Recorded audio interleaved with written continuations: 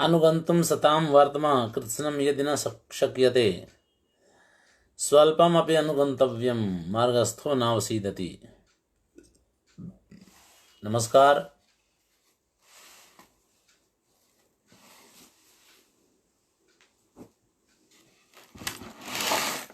प्रकरण चल रहा है संदेह शंकर की चर्चा चल रही है। तो संदेह है तब तक तो ठीक है, संदेह शंकर है, एक से अधिक अलंकार हैं और शंकर है इसलिए परस्परापेक्षी हैं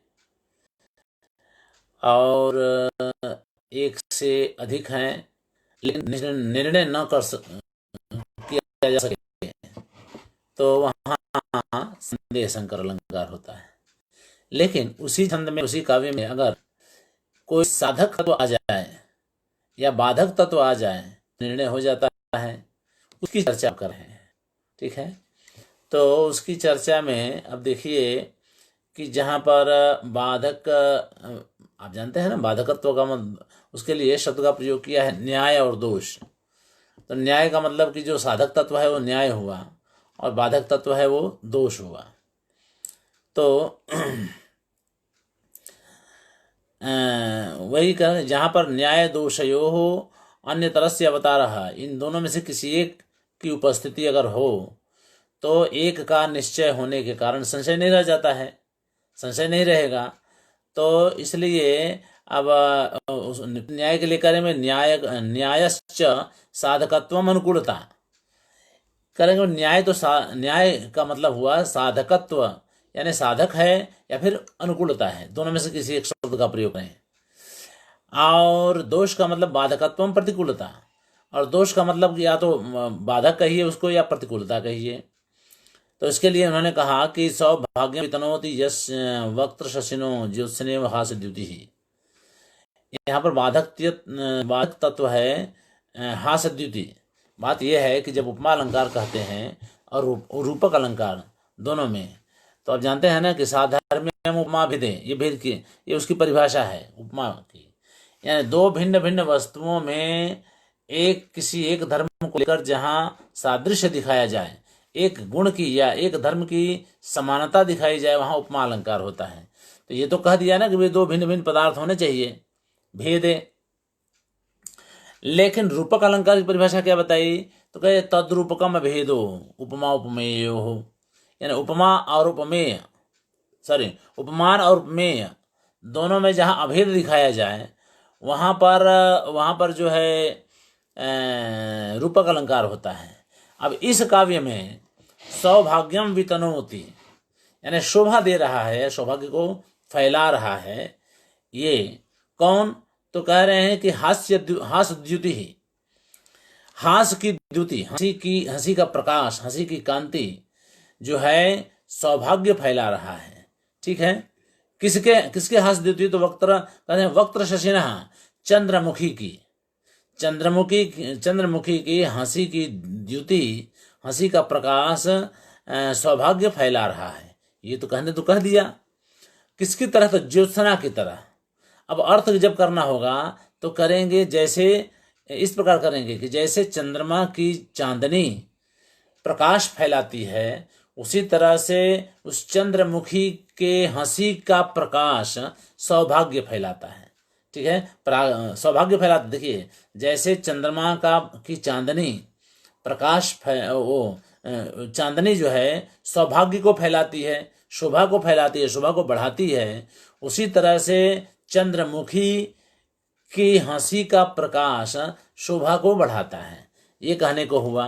अब मान लीजिए यहाँ पर रूपक अलंकार अगर माने, ठीक है, तो रूपक अलंकार मानने पर आपको ये भी मानना पड़ेगा कि हास की द्युति चंद्रमा में भी होती है। ठीक है, हाँ, ज्योत्सना चांदनी में भी होती है, चंद्रमा की चांदनी में, क्योंकि अभेद हो गया। तो जब अभेद हो गया तो रूपक अलंकार आपने माना, क्योंकि तो रूपक अलंकार माना इसलिए अभेद हो गया। तो अभेद हो गया तो जो हास की द्युति है वह चंद्रमा की चांदनी में भी मानना पड़ेगा। यहाँ ये गलत हो गया, इसलिए उपमा रूपक के लिए यह बाधक तत्व हो गया और उपमा का साधक हो गया। क्यों? क्योंकि हंसी की द्युति जब उपमा मानेंगे तो दोनों अलग अलग मानेंगे। भेद है, उपमा भेदे अलग सादृश्यम उपमा भेदे। तो भेद होने पर यह हास की द्युति मुख में तो हो सकती है, लेकिन चंद्रमा की चांदनी में नहीं भी होगी तो चलेगा, क्योंकि उपमा अलंकार है, दोनों अलग अलग एलिमेंट हैं, दोनों भिन्न भिन्न हैं। ठीक है, तो इस तरह से आपको समझना पड़ेगा। तो जो हास की द्युति है वह रूपक का बाधक है, यानी रूपक अलंकार के लिए प्रतिकूल है, और उपमा के लिए न्याय है, यानी साधक है, यानी अनुकूल है। ये समझना है। इति अत्र मुख्यतया अवमानः हासद्युति वक्त्रे एव आनुकूल्यम भजते।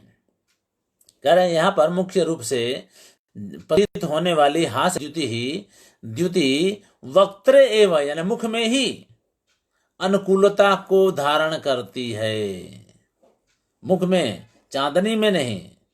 इति उपमायाः साधकम, ये इस प्रकार से यह उपमा का साधक, उपमा की साधिका हो जाती है, उपमा का साधक हो जाता है। शशिनी तु न तथा प्रतिकूला, अब उसमें फिर प्रमाण घट जाता है। चंद्रमा में उस प्रकार की वह प्रतिकूलता नहीं है। ठीक है, चंद्रमा में प्रतिकूलता तो है, लेकिन मुख्य रूप से जहां जहां चमत्कार रूप से प्रतीत हो रहा है हास की द्युति मुख में, वो ज्यादा प्रबल है। और चंद्रमा के प्रति हास की द्युति प्रतिकूल तो है, लेकिन वहां जहां जितनी अनुकूलता है, जितने प्रमाण में, उतने प्रमाण में यहाँ प्रतिकूलता नहीं है। इसीलिए यहाँ पर अनुकूलता के उदाहरण के रूप में यहाँ प्रस्तुत किया गया है।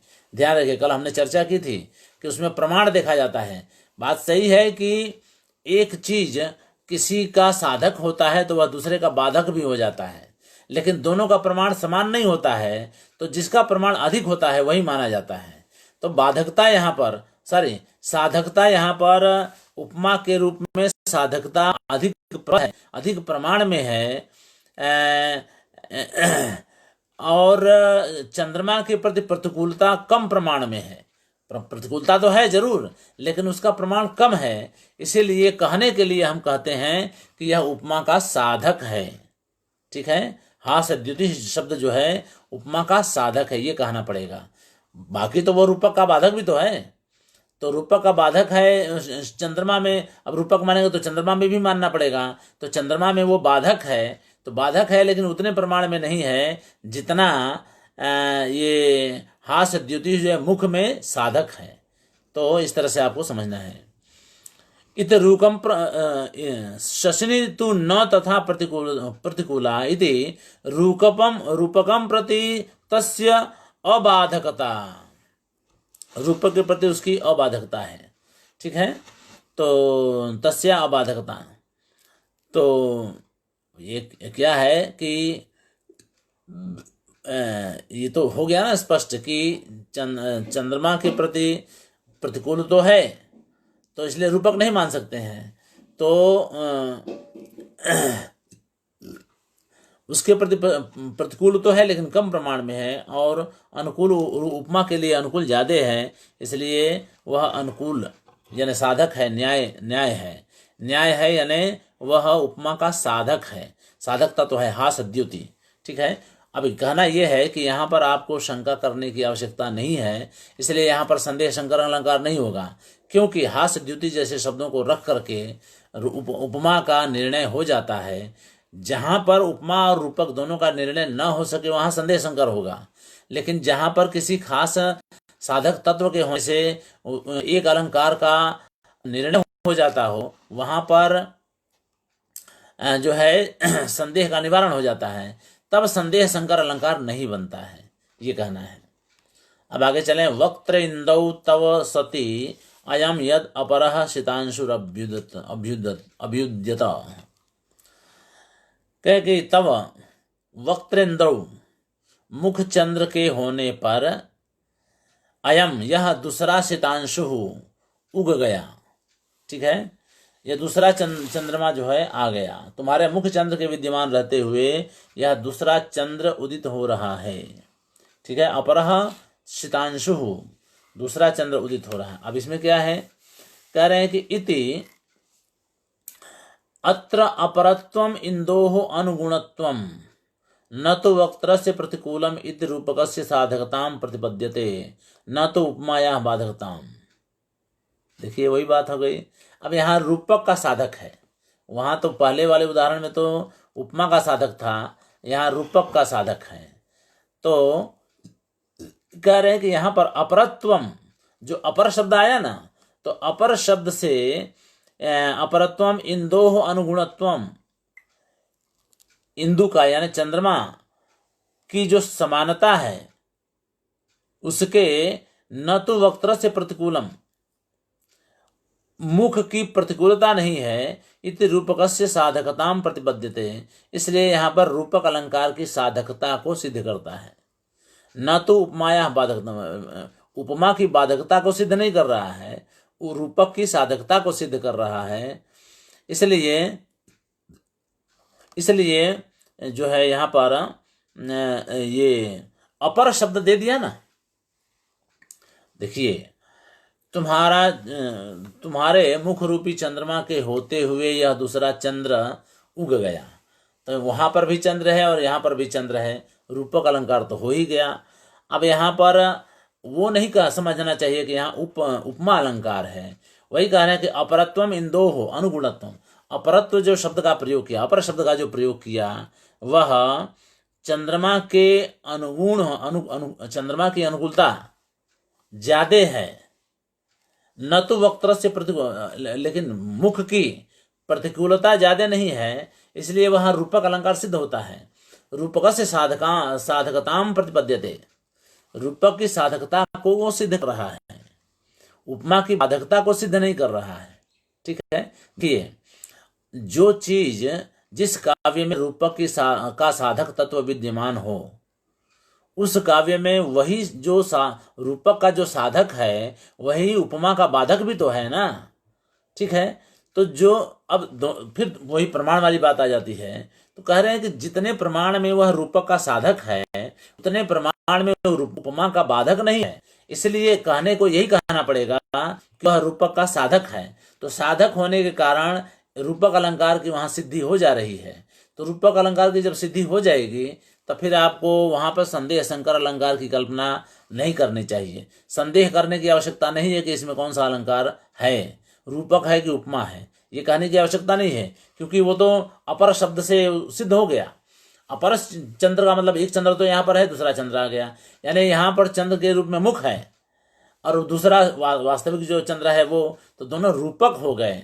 तो ये रूपक का के लिए जो प्रयुक्त शब्द है अपर, वह अपर शब्द रूपक का साधक तो है, वो ज्यादा प्रमाण में है, लेकिन वही शब्द उपमा का बाधक भी है लेकिन कम प्रमाण में है। तो कम प्रमाण में है इसलिए आपको कहना पड़ेगा कि यहाँ अपर शब्द जो है रूपक अलंकार का साधक है। तो जब आपने साधक कह दिया तो आप कहेंगे कि यहाँ पर रूपक अलंकार है, उपमा अलंकार नहीं है, और इसलिए शंका कोई नहीं करनी चाहिए कि यहाँ रूपक अलंकार है या फिर उपमा अलंकार है। ऐसा कोई संदेह नहीं करना चाहिए क्योंकि उसका साधक तत्व वहां विद्यमान है। ठीक है, ध्यान रखिएगा, हमेशा साधक और बाधक तत्वों के प्रमाण को पर जाना पड़ेगा आपको। कल हमने बताया था कि बात सही है ना, कि जो चीज एक अलंकार के लिए साधक है वह दूसरे अलंकार के लिए बाधक भी है। ठीक है ना, तो अब चमत्कार किसमें ज्यादा है वो देखना पड़ता है। तो जिसमें वो साधकता अगर ज्यादा है तो वह साधक कहेंगे, उसको उपमा का बाधक नहीं कहेंगे, रूपक का साधक कहेंगे, ये कहना है। आगे चलें। राज नारायणम लक्ष्मी त्वम। ठीक है, राजा रूप नारायण विष्णु स्वरूप, हे राजन, लक्ष्मी जो है आपका आलिंगन करती है, अतिशय निर्भरम, अतिशय आलिंगन करती है। ठीक है, अब देखिए आलिंगन करना, मान लीजिए कि यहाँ पर रूपक अलंकार उपमा अलंकार अगर मान लें तो दो भिन्न भिन्न हो जाएंगे, राजा एक तरफ और नारायण एक तरफ। तो लक्ष्मी जो है नारायण का आलिंगन तो करेगी क्योंकि उनकी पत्नी है, लेकिन वह लक्ष्मी अलग से उपमेय के रूप में या उपमान के रूप में प्रस्तुत जो राजा है उसका आलिंगन नहीं करेगी, क्योंकि व्यभिचार हो जाएगा। ठीक है ना। इसलिए यहाँ पर रूपक मानने पर ही, राजनारायण शब्द में रूपक मानने पर ही लक्ष्मी का आलिंगन संभव हो सकेगा, नहीं तो नहीं। ठीक है, वही कह रहे हैं कि इत यत्र पुनः आलिंगनम उपमान निरस्यति, उपमाम निरस्यति। यहाँ पर आलिंगन शब्द जो है उपमा अलंकार का बाधक है। ठीक है, तो उपमा अलंकार का बाधक है।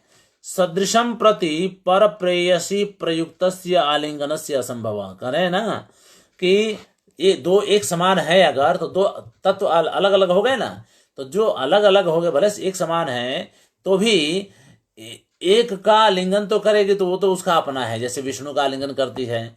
लेकिन उसके समान दूसरे का आलिंगन अगर करती है, दूसरे का मतलब कौन? राजा।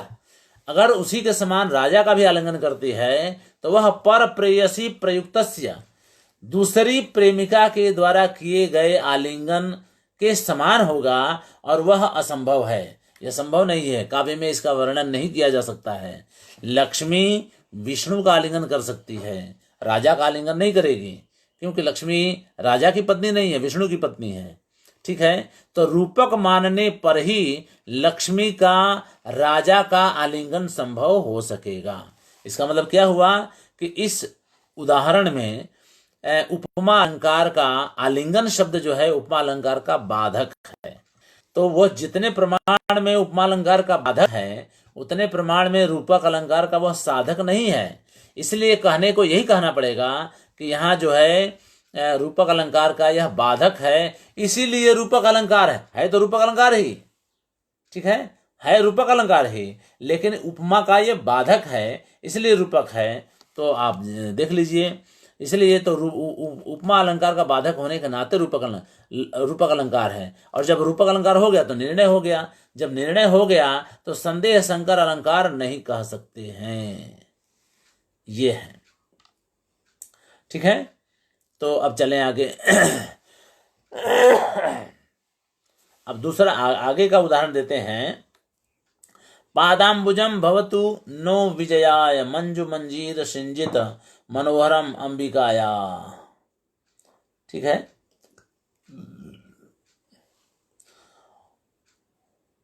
मंजु मंजीर सिंजित मनोहरम, यानी नूपुर की ध्वनि से मधुर मनोहर, अंबिकाया यानी अंबिका का यानी पार्वती का, पादाम्बुजम चरण कमल, पार्वती का चरण कमल आप सभी के विजय के लिए होवे, आप सभी के विजय के लिए होवे। ठीक है, अब देखिए पादाम्बुजम शब्द है तो चरण कमल, चरण और कमल, और इधर क्या है? मंजू मंजीर सिंजित, यानी नूपुर की ध्वनि, नूपुर की मनोहर ध्वनि, मंजू मनोहर ध्वनि, जो कि मनोहर है, ध्वनि के कारण मनोहर सुंदर लगने वाला जो चरण है, चरण कमल है, वह आपके विजय के लिए होवे। कह रहे हैं कि नूपुर की मधुर ध्वनि से, अब ये देखिए नूपुर की मधुर ध्वनि तो पैर में तो हो सकती है, कमल में नहीं होगी। ठीक है ना, ध्यान रखिए। पादाम्बुज तो कह दिया कहने को, लेकिन अगर उसका जो मंजू मंजीर सिंजित शब्द है वह लागू, वो किसके साथ अनुकूल होगा? वो तो चरण के साथ अनुकूल होगा, क्योंकि नूपुर तो पैर में ही पहना जाता है, चरण में पहना जाता है। ठीक है, अंबुज में नहीं पहना जा सकता है। ठीक है, तो वही आप देखिए, इति अत्र मंजीर सिंजितम अंबुजे प्रतिकूलम, कमल के प्रति वह प्रतिकूल है। एक बात हुई। और असंभवात इत रूपकस्य बाधकम, और असंभव होने के कारण वह, देखिए रूपक, असंभवात इत रूपकस्य बाधकम, असंभव होने के कारण वह रूपक का बाधक है। ठीक है, यानी मंजीर सिंजित अंबुज असंभव, अंबुज में कमल में असंभव होने के कारण उसके प्रतिकूल रूपक का वह बाधक है। यानी रूपक में रूपक मान लेने पर बात नहीं बनेगी, यहाँ उपमा मानना पड़ेगा। यानी चरण अंबुज, पाद पादः अंबुजम एव, ऐसा करना पड़ेगा। पादः अंबुज एव, पादः एव अंबुजम, ऐसा नहीं कर सकते हैं, रूपक नहीं मान सकते, उपमा ही मानना पड़ेगा। क्यों? क्योंकि मंजू मंजीर शिंजित शब्द दोनों में से एक में अनुकूल है, दूसरे में अनुकूल नहीं है। तो जिसमें अनुकूल नहीं है इसलिए रूपक नहीं मान सकते इसको, तो रूपक का ये बाधक हो जाता है। ठीक है, ध्यान रखिएगा मन में।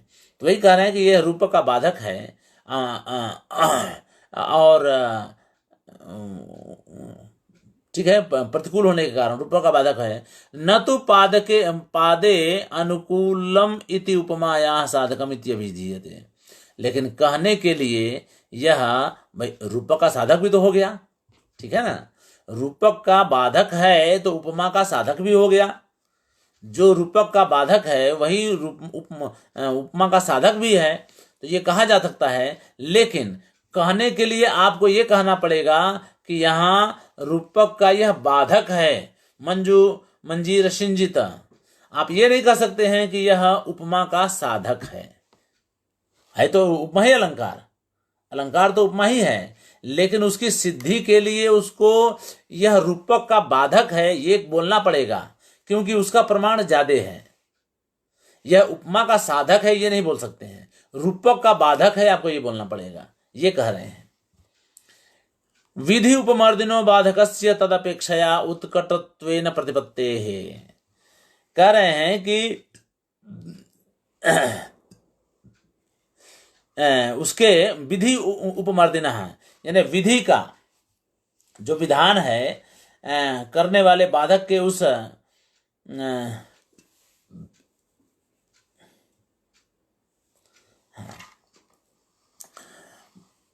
पादाम्बुज शब्द है। अब पादाम्बुज शब्द में पैर में अंबुजत्व का विधान करने वाला जो रूपक है उसका निधान निराकरण कर, उपमर्दिना का मतलब होता है उसको निरस्त करने वाला, उसका खंडन करने वाला तत्व जो है मर्दिना बाधकस्य तदपेक्षया उत्कटत्वेन प्रतिपत्ते है। ठीक है, बाधक शब्द जो है प्रतिकूलता की अपेक्षा ज्यादा उत्कट रूप से प्रतीत हो रहा है।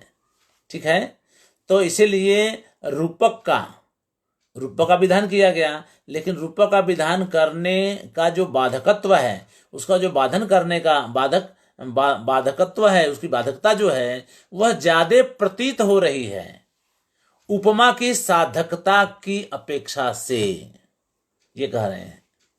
एवं अन्य, तो इसीलिए आपको है तो उपमा ही अलंकार, लेकिन जब आप कहेंगे कि भाई क्यों उपमा अलंकार है, तो आप ये कहेंगे कि उपमा अलंकार इसलिए है क्योंकि इसमें प्रयुक्त मंजू मंजीर शिंजित शब्द जो है रूपक का बाधक है। आप ये नहीं कह सकते हैं कि मंजू मंजीर शिंजित उपमा का साधक है, ये नहीं बोलेंगे, क्योंकि उसका प्रमाण कम है। आपको ये बोलना पड़ेगा कि रूपक का वह बाधक है क्योंकि उसी का प्रमाण ज्यादा है, इसीलिए यहाँ उपमा अलंकार है। रूपक अलंकार का यह मंजू मंजीर शिंजित बाधक तत्व है, इसीलिए इस काव्य में पादाम्बुजम शब्द में उपमा अलंकार है, रूपक अलंकार नहीं है। ठीक है, मुझे लगता है कि स्पष्ट हो गया होगा। अब आगे स्फुटम एकत्र विषय शब्दालंकृति द्वयम व्यवस्थितम च। अब एक तीसरा भेद इसी का बना रहे हैं, तीसरा तत्व बना रहे हैं। ठीक है ना, आप देखिए, एक तो बनाया उन्होंने संकर अलंकार का अंगांगी भाव संकर, दूसरा ससंदेह संकर, और तीसरा बना रहे हैं एकाश्रयानुप्रवेश संकर।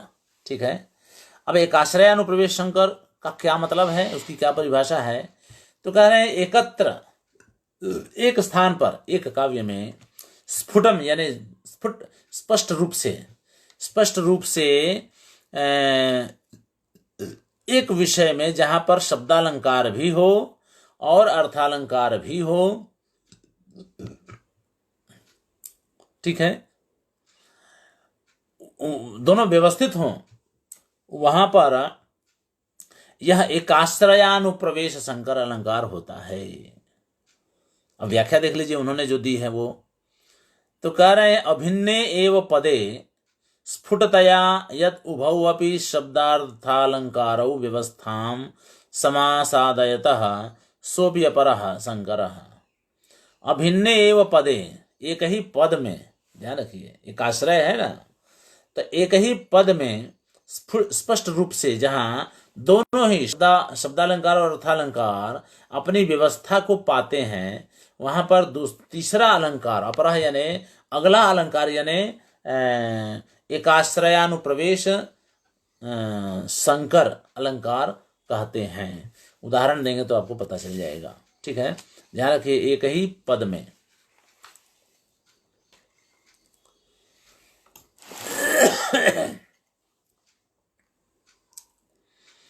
स्पष्टुल्लसत् किरण केसर सूर्य बिंब विस्तीर्ण कर्णिकम अथो दिवसारविंदम श्लिष्टाष्ट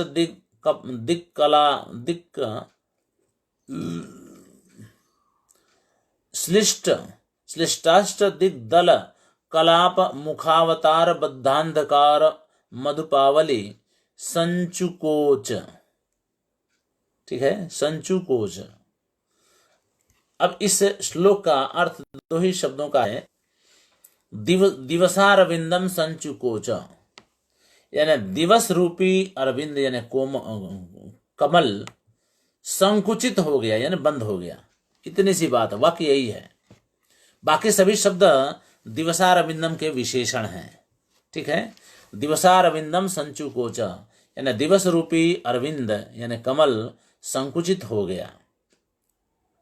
ठीक है, अब ये बाकी जो शब्द हैं वो सभी उसके विशेषण हैं दिवसारविंदम के। देखिए कह रहे हैं कि स्पष्ट उल्लसत यानी स्पष्ट रूप से दिखाई पड़ने वाला या चमकने वाला, किरण केसर किरण रूपी केसर, किरण केसर किरण रूप केसर से युक्त, सूर्य बिंब विस्तीर्ण कर्णिकम, सूर्य बिंब सूर्य का चंद्रमा का जो बिंब है मंडल है उसके जैसा विस्तृत कर्णिका। ठीक है, देखिए वो कर्णी का मतलब होता है बीज कोश। आप जानते हैं जब आप बीज कोश का मतलब होता है कि जहाँ पर बीज जो है ज़्यादा होता है, फूलों में बीज का जो भाग होता है ना, अब देखे होंगे सूरजमुखी, आप देख लीजिए। ठीक है ना, बीज कोश का वो आपको समझ में आ जाएगा। सूरजमुखी चारों तरफ से फैला रहता है। ठीक है, और बीच में उसके बीज रखे रहते हैं। कमल में भी वही बात होती है, कमल में चारों तरफ से उसकी पंखुड़ियाँ फैली रहती हैं। उन पंखुड़ियों को हटा दीजिए तो नीचे जो है उसके बहुत सारे बीज होते हैं, उन बीजों को खाया जाता है। उसकी संख्या बहुत ज़्यादा होती है, उसको बीज कोश कहा जाता है। ठीक है, तो ये जो है चारों तरफ से पंखुड़ियाँ फैली रहती हैं और बीच में गोल होता है, वही चमकता हुआ दिखाई पड़ता है। तो वही कह रहे हैं कि उसी को कर्णिक कहा जाता है। तो सूर्य बिंबम विस्तीर्ण कर्णिकम यानी सूर्य बिंब रूपी विशाल, विस्तृण है ना, तो विशाल बीज कोश रूप दिवस रूपी कमल संकुचित हो गया। इसके साथ जोड़ देना है फिर से, स्पष्ट रूप से दिखाई पड़ने वाले किरण रूपी केसर से युक्त सूर्य बिंब रूपी विस्तृत बीज कोश से, बीज कोश वाले या बीज कोश से युक्त दिवस रूपी कमल संकुचित हो गया। एक बात हुई, अब आगे दूसरा, श्लिष्टाष्ट दिग्दल कलाप मुखावतार बद्धांधकार मधुपावली। श्लिष्ट, अब श्लिष्ट मतलब कि चिपका हुआ, ऐसे तो श्लिष्ट मतलब चिपका हुआ, यानी सभी जो अष्टदल है अष्ट दिग्दल, 8 दिशा रूपी दल, उसके पंखुड़ियां, दल का मतलब पंखुड़ियां, कमल की पंखुड़ियां, कह रहे हैं कि खिली हुई 8 दिशा रूपी पंखुड़ियों का समूह, कलाप हो गया समूह, समूह से युक्त, वैसे तो श्लेष का मतलब होता है चिपका हुआ, आपस में संकुचित है ना, तो चिपके हुए, लेकिन अभी खिला हुआ मानना पड़ेगा, क्योंकि खिला है तब संकुचित होगा। तो यहाँ पर श्लिष्ट जो है खिले हुए के रूप में लीजिए। कह रहे हैं कि खिले हुए यानी फैले हुए 8 दिशा रूपी दल यानी पंखुड़ियों के समूह से युक्त मुखावतार यानी रात्रि के प्रारंभ में, ठीक है, रात्रि के प्रारंभ में बद्ध यानी फैले हुए अंधकार रूपी मधुपावली भंवरों का समूह, भंवरों के समूह से युक्त, भंवरों के समूह से भूषित अलंकृत दिवस रूपी अरविंद, दिवस रूपी कमल संकुचित हो गया यानी बंद हो गया। ठीक है, तो अब आप देखिए यहाँ पर दिग दिशा रूपी, देखिए कितने सारे शब्द हैं यहाँ पर, ठीक है ना, दिशा उल्लसत किरण केसर शब्द है, किरण रूपी केसर रूपक अलंकार। सूर्य बिंब विस्तीर्ण कर्णिकम, ये भी रूपक अलंकार हो गया। दिवसारविंदम तो है ही। श्लिष्टाष्ट दिग्दल दिशा रूपी पंखुड़ी 8 है, उसकी भी 8 है, दिशाएं 8 होती हैं। मुखावतार बंधांधकार मधुपावली संचुकोच, तो 1 2 3 तो वो तो हो गया, और ये 4 रूपक हैं यहाँ पर। अब आप देख लीजिए, कह रहे हैं कि इन सब में रूपक अलंकार और अनुप्रास अलंकार, अत्र एक पद अनुपृष्ट रूपकानुप्रास, इस ये जो श्लोक है ना, इसमें एक ही पद में किरण केसर, हम एक उदाहरण लीजिए, तो किरण रूपी केसर रूपक अलंकार हो गया। तो किरण में र है, किरण में र आया, केसर में भी र आया, अनुप्रास अलंकार हो गया। तो अनुप्रास अलंकार भी हुआ और रूपक अलंकार भी हो गया। तो एकाश्रय में बहुत सारे श्लोक आ गए, ठीक है ना, वही कह रहे हैं एकाश्रय अनुप्रवेश, एक ही पद में जहां पर एक से अधिक अलंकार आ जाएं, वहां पर यह एकाश्रय अनुप्रवेश संकर अलंकार बनता है। तो यहां पर हमने आपको एक उदाहरण दे दिया। अब दूसरा देखिए, सूर्य बिंब विस्तीर्ण कर्णिकम, तो ठीक है, अब सूर्य बिंब विस्तीर्ण कर्णिका, तो ऋण ऋण 2 बार आया, तो रूपक अलंकार भी हो गया, अनुप्रास अलंकार भी हो गया। ऋण का अनुप्रास हुआ तो वर्णानुप्रास है ही, इसलिए अनुप्रास अलंकार हुआ, और रूपक अलंकार भी बनता ही है। आप देख लीजिए उसी तरह से तो 2 हो गया। अब तीसरा देखिए, श्लिष्टाष्ट दिग्दल कलाप, तो श्लिष्ट में ट आया और अष्ट में भी ट आया, शब्द एक ही है, लेकिन स्ट की अनुवृत्ति 2 बार हुई, तो 2 बार हुई इसलिए वहां पर जो है अनुप्रास अलंकार हो गया, और रूपक अलंकार तो है ही, ठीक है। तो इस तरह से यहां पर आप देखेंगे कि 3 पदों का प्रयोग किया गया, जिसमें एक ही उन तीनों में ही अलग अलग रूपक अलंकार और अनुप्रास अलंकार, और अनुप्रास अलंकार शब्दालंकार है और रूपक अलंकार अर्थालंकार है। एक शब्द में अनेक अलंकारों का जहां अनुप्रवेश हुआ है, ठीक है, अनुप्रवेश हुआ है, वहां पर एकाश्रयानुप्रवेश संकर अलंकार बनता है, जिसका यह उदाहरण है। ठीक है, मुझे लगता है यहां पर आपको स्पष्टता हो गई होगी। तेन असौ त्रिरूपः परिकीर्तितः, इस प्रकार यह जो संकर अलंकार है वह 3 प्रकार का कहा गया है। तेन असौ त्रिरूपः परिकीर्तितः, ठीक है, इस प्रकार इसको 3 प्रकार का कहा गया। कौन कौन से? तो कह रहे कि अनुग्राह्य अनुग्राहकतया, पहला भेद वही था ना, अंगांगी भाव, तो अंगांगी भाव के लिए यहां पर कह रहे हैं अनुग्राह्य अनुग्राहक, यानी दोनों एक दूसरे के उपकारक उपकार्य हों, ठीक है ना, एक उपकारक हो दूसरा उपकारी हो, यह है, और दूसरा उपकार्य हो, तो एक भेद पहले हो गया अनुग्राह्य अनुग्राहक वाला, ठीक है ना, आपने देख लिया है। बाद में ससंदेह संकर, तो संदेह न, ठीक है, संदेह वाला हो गया। और तीसरा एक पद प्रतिपाद्यतया च व्यवस्थितत्वात्, त्रिप्रकार, एक ही पद में जहां दो अलंकार रहें वहां पर तीसरा भेद यानी एक आश्रयानुप्रवेश संकर, ये तीन भेद हो गए। तो इस तरह से त्रिप्रकार एवं संकरो व्याकृतः, त्रिप्रकार का यह संकर अलंकार कहा गया, व्याकृतः यानी उसकी विवेचना की गई, बताया गया। प्रकारांतरेण तू न शक्यो व्याकर्तुम। बाकी अब देखिए यहाँ पर तो ज्यादातर आपने देखा कि रूपक उपमा रूपक को लिया गया, ठीक है ना, और शब्दालंकार में अनुप्रास अलंकार और यमक अलंकार दो लिए गए, एक जगह चित्र अलंकार भी बन गया, ठीक है ना। तो ये सब चीजें बताई गई। कह रहे हैं कि अलंकार इतने ही तो नहीं है ना, और भी तो अलंकार हैं। 59 अलंकार तो कहे गए पहले। ये संसृष्टि और संदेह तो दो अलंकारों का मेल हो गया, ठीक है ना। तो ये कोई अलग भेद तो ठीक हमने कह दिया, लेकिन वास्तविक अलंकारों की संख्या तो 59 ही है।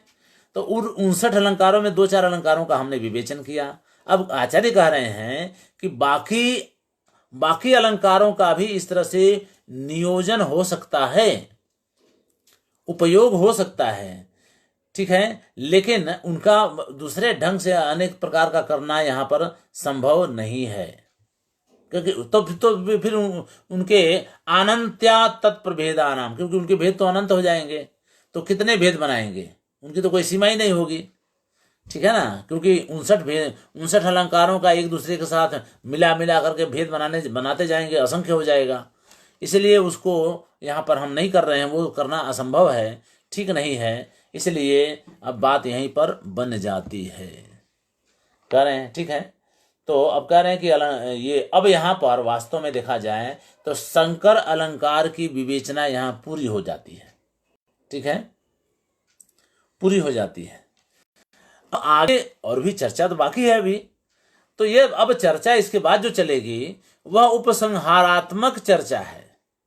अब अलंकारों की चर्चा यहीं पूरी हो जाती है, ठीक है। संदेह संकर उन्होंने करके 61 अलंकार जो बता दिया, अब वो अलंकारों की चर्चा यहाँ पर पूरी हो जाती है। और ये उन्होंने कह दिया कि इसके और भी भेद हो सकते हैं, पर उनकी आवश्यकता नहीं है, अनंत भेद हो जाएंगे, इसलिए तो यहाँ उन्होंने अपनी बात तो पूरी कर दी। तो अलंकारों की संख्या यहाँ पूरी हो जाए। अब जो चर्चा आगे कर रहे हैं वह चर्चा इन अलंकारों को ही लेकर के चर्चा है, लेकिन अलंकारों के भेदों की चर्चा अब नहीं है, क्योंकि भेद अब पूरे हो गए, जितने अलंकार होने थे वो हो गए। अब आगे कोई अलंकार की संख्या बढ़ने वाली नहीं है।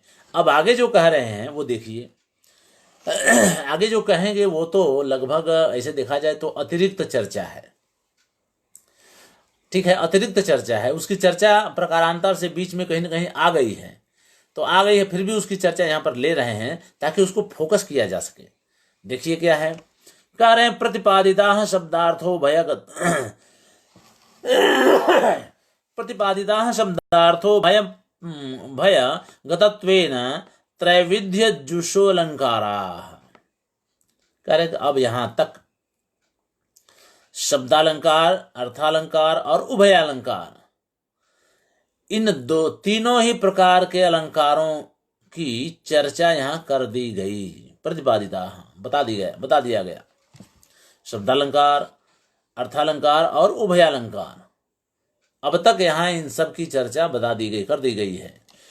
त्रैविध्य जुषः, त्रैविध्य जुषः यानी 3 प्रकार वाले अलंकारों की चर्चा कर दी गई है, ठीक है। शब्द और अर्थ और उभय दोनों वाले होने के कारण, दोनों से युक्त होने के कारण अब आगे प्रश्न खड़ा कर रहे हैं कि आप किस आधार पर यह नियम बनाते हैं कि कोई अलंकार शब्दालंकार है और कोई अलंकार अर्थालंकार है और कोई उभयालंकार है। आप किस आधार पर इसकी चर्चा, इसका निर्धारण करते हैं।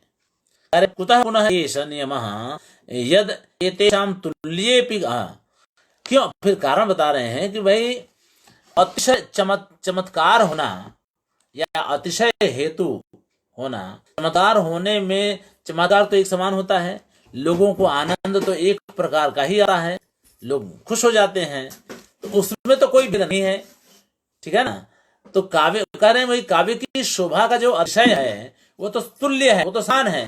तो समान होने पर भी आपने यह नियम कैसे बना दिया कि कोई अलंकार शब्दालंकार है, कोई अलंकार अर्थालंकार है और कोई उभयालंकार है? ये कह रहे हैं कि कुतः पुनः एष नियमः यत् एतेषां तुल्येपि काव्य शोभातिशायी हेतुत्वे, काव्य की शोभा के क्या का अतिशय करने वाले, काव्य की शोभा को बढ़ाने वाले कारणों के समान होने पर भी आप कोई किसी को आप शब्दालंकार कहते हैं, किसी को अर्थालंकार कहते हैं, किसी को उभयालंकार कहते हैं। यह नियम आपने कैसे बनाया, किस आधार पर बनाया?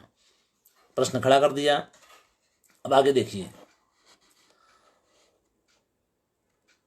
कश्चिद अलंकार शब्दस्य कश्चिद अर्थस्य कश्चिद च उभयस्य इति चेत, यह कहा गया। तो कहते ऐसा अगर प्रश्न करते हैं तो मेरा कहना है कि उक्तम अत्र यथा, ठीक है, उसको कह रहे हैं कि उन अलंकारों के प्रसंग में तो ये बात कह भी दी गई है, ठीक है ना। शब्दालंकार के प्रसंग में और अर्थालंकार के प्रसंग में ये बात बता दी गई है कि शब्दालंकार शब्दालंकार क्यों है और अर्थालंकार अर्थालंकार क्यों है, उभयालंकार उभयालंकार क्यों है, ये बात बता दी गई है। फिर भी अत्र यथा काव्ये दोष गुणालंकाराणाम शब्दार्थो भयगतत्वेन व्यवस्थायाम अन्वय व्यतिरेको एव प्रभवतः, कह रहे हैं कि यहाँ पर जो आप पूछ रहे हैं उसका जवाब ये है कि काव्य में जो दोष गुण और अलंकार, ठीक है, इन तीनों का शब्दार्थो भयगतत्वेन, देखिए दोष भी शब्द पर होता है, अर्थ पर भी होता है और दोनों में होता है। गुण भी शब्द में होगा, अर्थ में होगा और उभय में होगा। उसी तरह से अलंकार भी शब्द में होगा, अर्थ में होगा और उभय में होगा। कह रहे हैं कि ये तीनों तत्व, दोष गुण और अलंकार, ये शब्द अर्थ और उभय दोनों में होने के कारण उनकी व्यवस्था उसी में होती है। ऐसी स्थिति में उनका निर्णायक तत्व होता है अन्वय व्यतिरेक, अन्वय और व्यतिरेक। ये दो ऐसे होते हैं जो उसके अन्वय जो उसका निर्धारण करने में सहायक होते हैं, प्रभावशाली, प्रभावता लिखा है ना, प्रभावशाली होते हैं, शक्तिमान बनते हैं, सक्षम बनते हैं। कौन? अन्वय और व्यतिरेक। अब अन्वय क्या है तो यहां उसको भी बताएंगे। कह रहे हैं कि अन्वय की बात कह दी है ना कि उसके तत्सत्वे तत्सत्ता अन्वय, यानी उसके होने पर, उसके हेतु के होने पर वह होगा और उसके नहीं होने पर नहीं हुआ। तो तत्व उसके होने पर जब होगा तब अन्वय कहा जाएगा और उसके नहीं होने पर उसका अभाव हो जाएगा तब वह व्यतिरेक हो जाएगा। इसी को कहते हैं अन्वय व्यतिरेक, ठीक है। तो जो अन्वय और व्यतिरेक है ये दो प्रभावशाली तत्व हैं जो ये निर्णय करते हैं कि कोई अलंकार शब्दालंकार है या अर्थालंकार है या फिर उभयालंकार है। शब्दालंकार यानी अन्वय और व्यतिरेक, ठीक है, ये दो चीजें। अब देखिए, निमित्तांतरस्य अभावात, क्योंकि इसका दूसरा कोई निमित्त है नहीं, ठीक है। निमित्तांतरस्य अभावात का मतलब होता है कि इसकी सिद्धि में दूसरा कोई भी कारण नहीं बनता है, केवल अन्वय और व्यतिरेक ही इसमें कारण बनते हैं। इन्हीं के माध्यम से यह निर्णय किया जाता है कि कोई अलंकार शब्दालंकार है या अर्थालंकार है या उभयालंकार है। दूसरा कोई निमित्त दूसरा कोई कारण यहाँ उपस्थित नहीं है। ततश्च यो अलंकारो यदि अन्वय व्यतिरेकौ अनुविधत्ते स तदलंकारो व्यवस्थाप्यते। ततश्च यानी इस प्रकार, ठीक है, इस प्रकार जो अलंकार जिसके अन्वय और व्यतिरेक का अनुसरण करते हैं, अनुविधत्ते यानी उसके अनुसार चलते हैं, वही अलंकार कहलाता है। व्यवस्थाप्यते का मतलब स तद अलंकारो व्यवस्थाप्यते, वह अलंकार उसी रूप में मान लिया जाता है। अब ये तो गोल गोल बात हो गई, ठीक है ना, गोल बात हो गई। मान लीजिए इसका चर्चा हो गई, फिर भी यहाँ पर अब दोबारा चर्चा करनी चाहिए क्योंकि प्रसंग चल रहा है। शब्दालंकार, तो कोई अलंकार अगर किसी शब्द के कारण बनता है तो उस शब्द का पर्यायवाची शब्द उसके स्थान पर रख दिया जाए, अर्थ वही होगा। पर्यायवाची शब्द का मतलब वही, उसी अर्थ का दूसरा शब्द अगर रख दिया जाए तो वह अलंकार नहीं बन पाएगा जो पहले बना था। ठीक है, मैंने उदाहरण भी दिया था ना, कनक कनक ते सौगुनी मादकता अधिकाय, वा पाए बौराए जग वा खाए बौराए। ये हमको याद था इसलिए मैंने कह दिया, और भी बहुत सारे उदाहरण हैं यहाँ पर। तो कनक और कनक 2 बार कहा हमने, तो ये शब्दालंकार इसलिए, यमक अलंकार में शब्दालंकार का यमक अलंकार इसलिए बनेगा कि क्योंकि उसका नियम ही यही है कि भाई 2 शब्दों का एक साथ प्रयोग किया जाए और अलग अलग अर्थ किया जाए। ठीक है, तो कनक और कनक 2 के यार, अब आप ऐसा करें कि कनक की जगह पे स्वर्ण स्वर्ण कर दीजिए यमक अलंकार बनाने के लिए, तो बात नहीं बनेगी, क्योंकि स्वर्ण स्वर्ण में वो बात नहीं है, क्योंकि धतूरा अर्थ कनक का होता है, स्वर्ण का अर्थ नहीं होता है।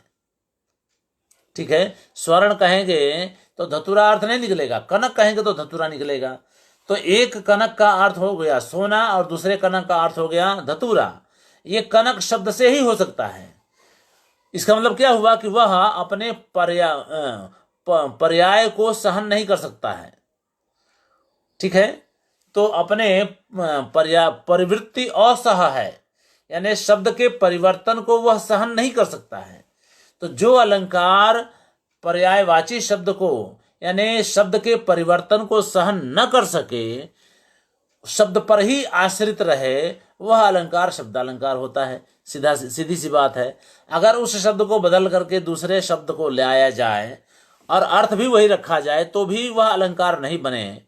ऐसे में वह अलंकार जो बनेगा वह अलंकार शब्दालंकार कहलाएगा, क्योंकि शब्द के ही कारण वह अलंकार बन रहा है, अर्थ के कारण नहीं। ठीक है, तो वही कह रहे हैं कि अन्वय और व्यतिरेक। तो प्रवृत्ति असह होने पर शब्दालंकार बनेगा, और प्रवृत्ति का मतलब परिवर्तन, तो परिवृत्ति यानी परिवर्तन को सहन न कर सकने वाले शब्द शब्दालंकार बनेंगे, यानी परिवर्तन को सहन न कर सकने वाला अलंकार शब्दालंकार होगा, शब्द के परिवर्तन को। और शब्द के परिवर्तन को सहन करने पर भी जो अलंकार बना रहे वह अर्थालंकार बनेगा, क्योंकि वहां पर अर्थ के कारण वह अलंकार बन रहा है। ठीक है, इसलिए अर्थालंकार वहां बनेगा जहां पर शब्द का परिवर्तन भी किया जा सके। शब्द का परिवर्तन करने पर भी जहां अलंकार बदलता नहीं है या अलंकार सिद्ध हो जाता है, वहां पर अर्थालंकार होगा। और जहां पर दोनों की स्थिति है वहां पर उभयालंकार। उभयालंकार की तो कोई परिभाषा है नहीं, शब्द की परिभाषा कर दीजिए, अर्थ की परिभाषा कर दीजिए, तो उभय हो गया। ठीक है, अब यही बात है। एवं च यथा पुनरुक्तवद आभासा परंपरित रूपकम च उभयोः भावानुविधायितया उभयालंकारौ तथा शब्द हेतुक अर्थांतर न्यास प्रभृतयोपि द्रष्टव्याः। आप जो अर्थांतर न्यास अलंकार पढ़ लिए ना, उसमें भी शब्दालंकार भी होता है, अर्थालंकार भी होता है। चर्चा अब इसकी कर रहे हैं। ठीक है, कह रहे हैं कि एवं च इस प्रकार जैसे पुनरुक्तवत आभासा। ठीक है, तनु वपु आदि में 392 उदाहरण संख्या 392। अब मैं जरा उस चलूंगा इसलिए कि वो जरा देखना पड़ेगा।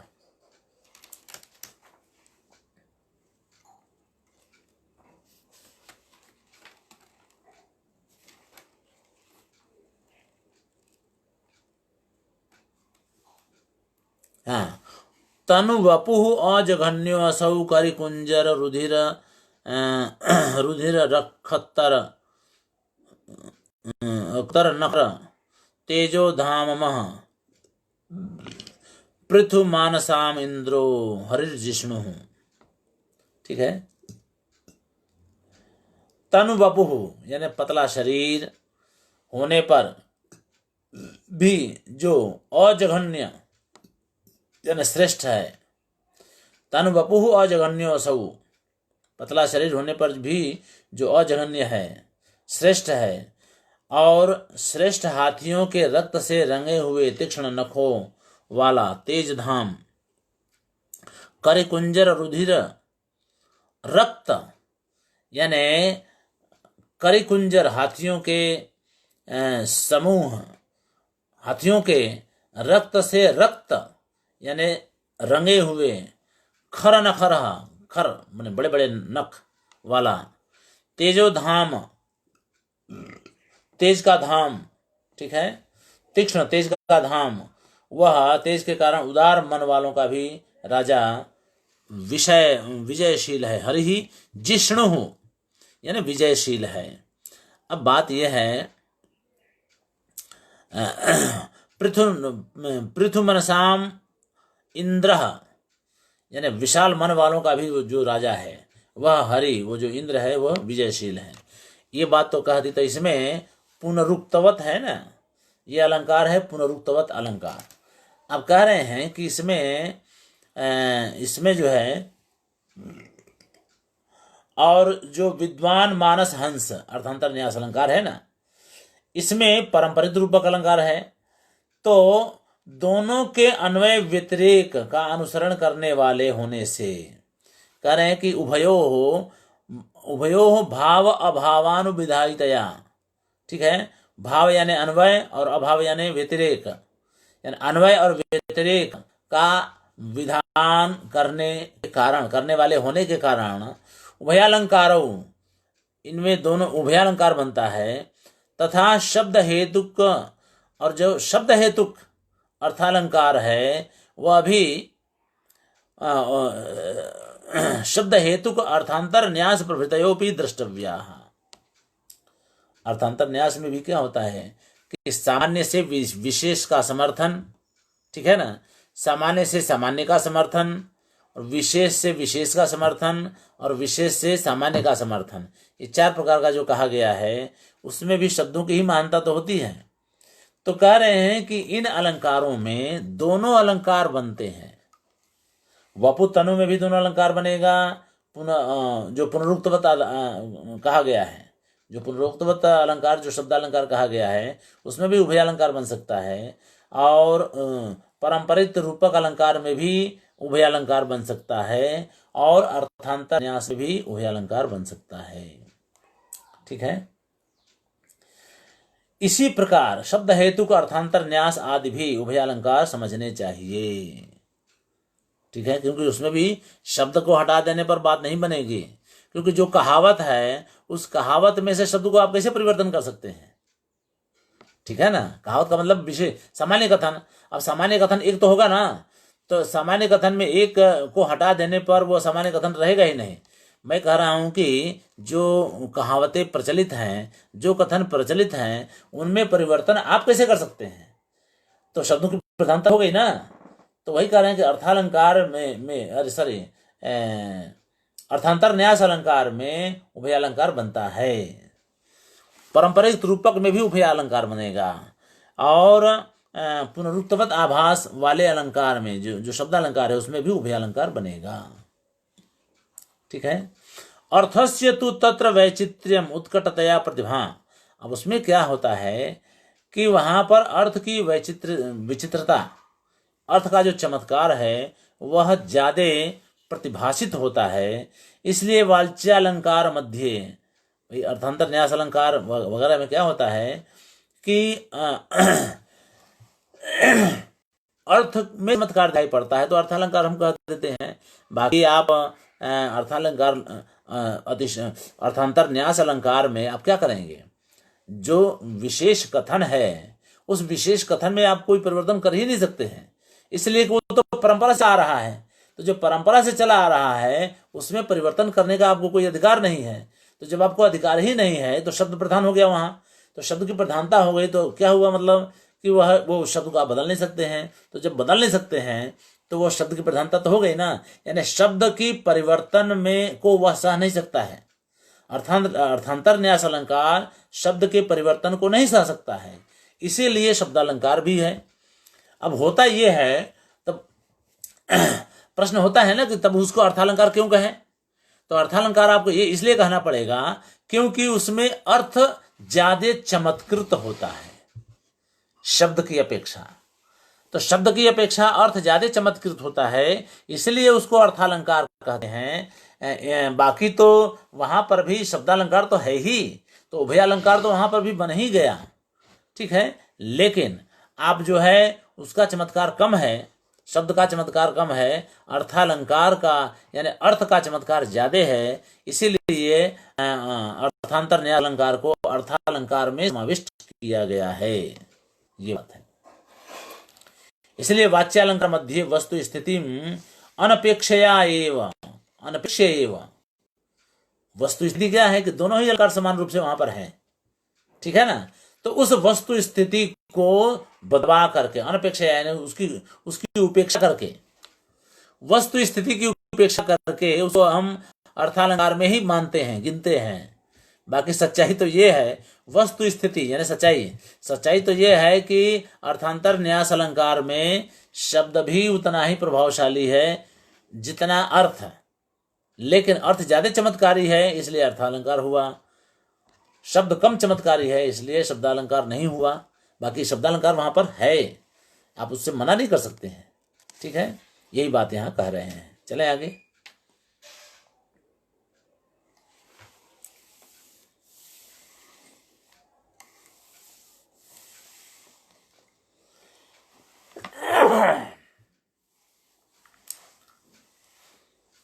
अब इसमें एक चर्चा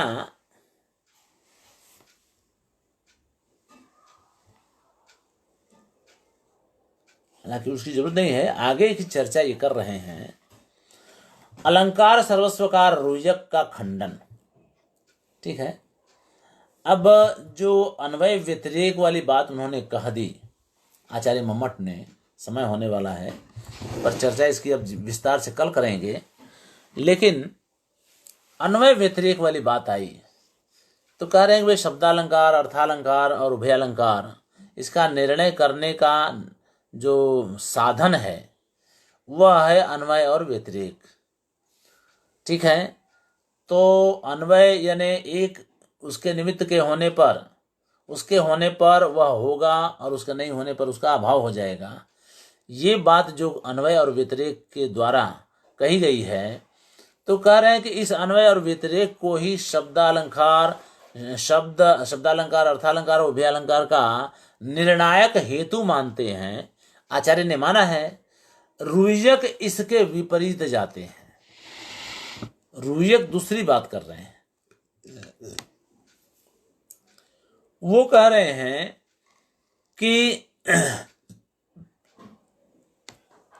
जो अलंकार जिस पर आश्रित है उसको वही नाम दिया जाए।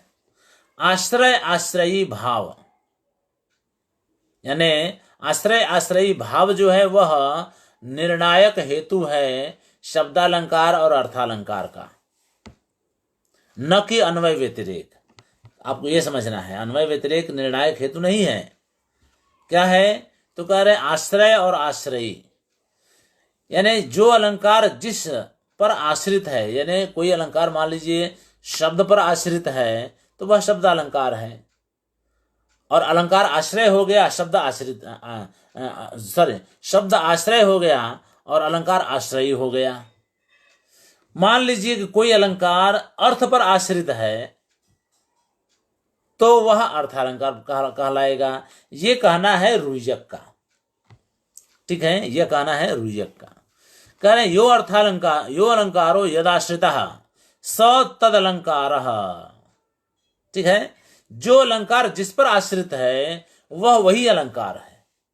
इसका मतलब क्या हुआ कि जो अलंकार शब्द पर आश्रित है तो वह शब्दालंकार है, जो अलंकार अर्थ पर आश्रित है तो वह अर्थालंकार है। स्पष्ट व्याख्या उन्होंने रुयक ने दी है पहले से ही। अब कह रहे हैं कि ऐसी कल्पना अगर की जाए जैसा कि रुयक आदि ने किया है, तो अगर ऐसी कल्पना अगर की जाए तो उसमें भी अन्वय व्यतिरेकौ एव समाश्रयितव्यौ, उसमें भी अन्वय और व्यतिरेक का ही आसरा या आधार लेना पड़ेगा या लेना चाहिए। ठीक है, ठीक है, समय हो गया। अब हम आगे चलेंगे, इसको हम कल थोड़ा ज़्यादा विस्तार से बताएंगे। बहुत बहुत धन्यवाद, नमस्कार।